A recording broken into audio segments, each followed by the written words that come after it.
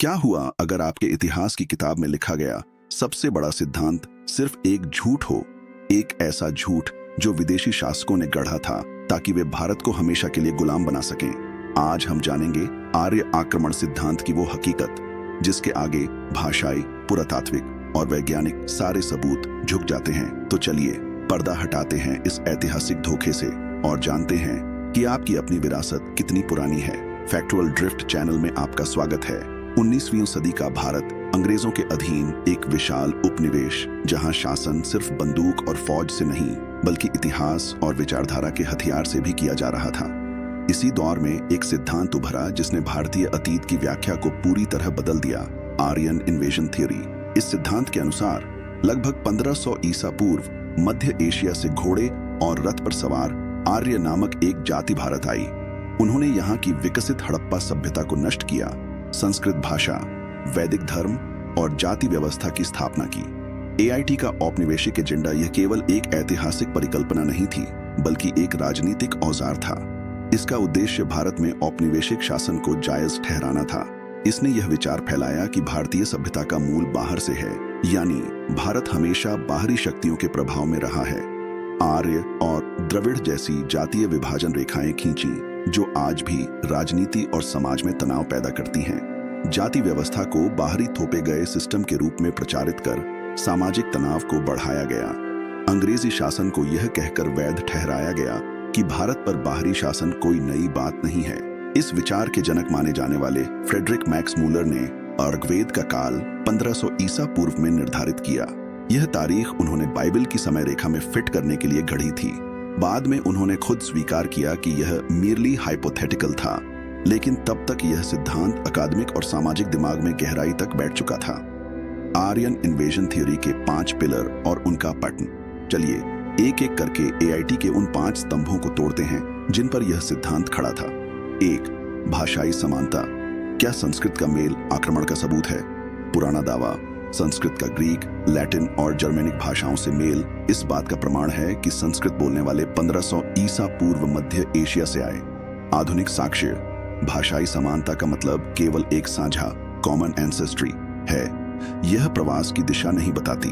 आधुनिक भाषा विज्ञान यह मानता है कि भाषाएं व्यापार या सांस्कृतिक प्रसार से भी फैल सकती हैं। ऋग्वेद के आंतरिक भूगोल के अनुसार वैदिक संस्कृति का प्रसार भारत के भीतर ही पश्चिम से पूर्व की ओर हुआ। और सबसे महत्वपूर्ण बात, किसी भी वैदिक ग्रंथ में किसी बाहरी मातृभूमि का उल्लेख नहीं मिलता। 2. हड़प्पा नरसंहार कंकाल। मिथक का फॉरेंसिक सच पुराना दावा। मोहेंजोदड़ो में मिले बिखरे कंकाल आर्यों के हिंसक आक्रमण का प्रमाण है। आधुनिक साक्ष्य।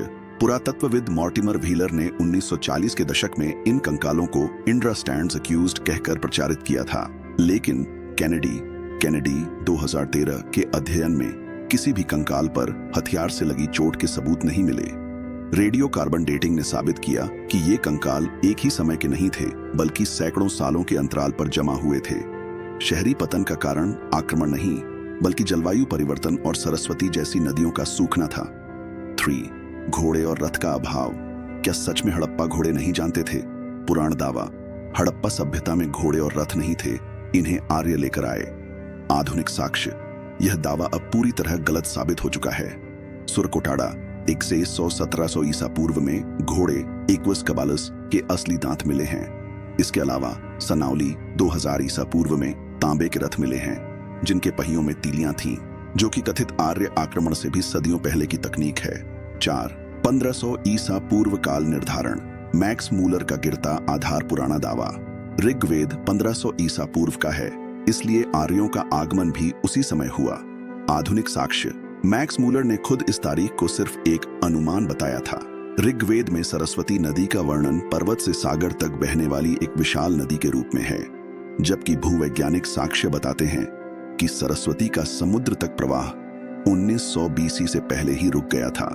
इसका मतलब है कि ऋग्वेद 1900 बीसी से भी पहले का है। 5. आनुवंशिक प्रतिस्थापन। डीएनए क्या कहता है? पुराना दावा, 1500 ईसा पूर्व में बड़े पैमाने पर स्टेपी प्रवास ने भारतीय जीन पूल को बदल दिया। आधुनिक साक्ष्य। नेचर और सेल 2019 में प्रकाशित एक अध्ययन में राखी घड़ी 2500 ईसा पूर्व की महिला के डीएनए में स्टेपी आनुवंशिकता 0 मिली। यह साबित करता है कि कोई विशाल आनुवांशिक प्रतिस्थापन नहीं हुआ। आधुनिक भारतीयों में स्टेपी घटक धीरे धीरे और सीमित पैमाने पर आया, जो किसी बड़े पैमाने के आक्रमण का सबूत नहीं है। निष्कर्ष: जब भाषा विज्ञान, पुरातत्व, आनुवंशिकी और भूविज्ञान के प्रमाणों को मिलाकर देखा जाता है तो आर्य आक्रमण सिद्धांत पूरी तरह ढह जाता है। वैदिक संस्कृति भारत की अपनी ही उपज है। कोई बड़े पैमाने का आक्रमण या जनसंख्या प्रतिस्थापन नहीं हुआ। सरस्वती नदी का इतिहास इसे निर्णायक रूप से साबित करता है। इस मिथक को तोड़ना केवल इतिहास सुधारना नहीं है, बल्कि अपनी प्राचीन पहचान और गौरव को पुनः स्थापित करना है। यह बताता है कि हमारा इतिहास उतना ही गहरा और हमारी सभ्यता उतनी ही पुरानी है जितना हम हमेशा से मानते आए हैं।